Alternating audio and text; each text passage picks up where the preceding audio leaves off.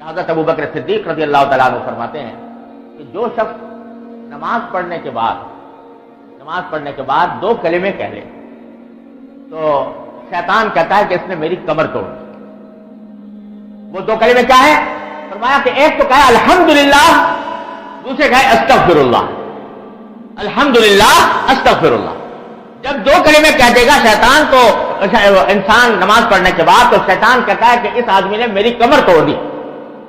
کیوں؟ اس لیے کہ شیطان جو انسان کو بہکاتا ہے وہ دو طریقوں سے بہکاتا ہے۔ ایک تو اس طرح بہکاتا ہے کہ تو کیا تیری نماز کیا، یہ تو ایسی ویسے فضول ٹکریں ماری ہیں، اس کا حاصل کچھ بھی نہیں، اس سے مایوسی پیدا کرتا ہے۔ تو اس مایوسی کا حل یہ ہے کہ اللہ تعالیٰ کا شکر ادا کرو اس کی توفیق پر۔ الحمدللہ، اے اللہ آپ کا فضل و کرم ہے، اپنے فضل و کرم سے آپ نے مجھے نماز کی توفیق عطا فرما دی۔ اور دوسرا شیطان کا جال یہ ہوتا ہے کہ بعض اوقات دل میں انسان کے بڑائی پیدا کر دیتا ہے۔ فرض کرو ذرا کچھ تھوڑی اچھی نماز پڑھنے کی توفیق ہو گئی نسبتاً پہلے کے مقابلے میں، تو آدمی کا دماغ بعض اوقات یہ سوچنے لگتا ہے کہ میں تو بڑا ولی اللہ بن گیا، میں نے تو بہت بڑا تیر مار لیا۔ عربی زبان میں ایک مثل مشہور ہے کہ صلی الحائف رکعتین وانتظر الواحد، کہ ایک حائف کہتے ہیں جلاہے کو، کہتے ہیں ایک جلاہے نے ایک مرتبہ 2 رکعتیں پڑھ لی، تو 2 رکعتیں کبھی پہلے پڑھی نہیں تھی، 2 رکعتیں پڑھ لی، تو 2 رکعتیں پڑھنے کے بعد اس انتظار میں بیٹھ گیا کہ اب میرے اوپر وحی نازل ہوگی اللہ تعالیٰ کی طرف سے۔ تو بعض اوقات شیطان اس طرح بہکاتا ہے کہ نماز پڑھوانے کے بعد دل میں ایک تکبر پیدا ہو گیا، بڑائی پیدا ہو گئی اپنے عمل کے طرف، یہ کہ میں نے کوئی بہت بڑا تیر مار لیا۔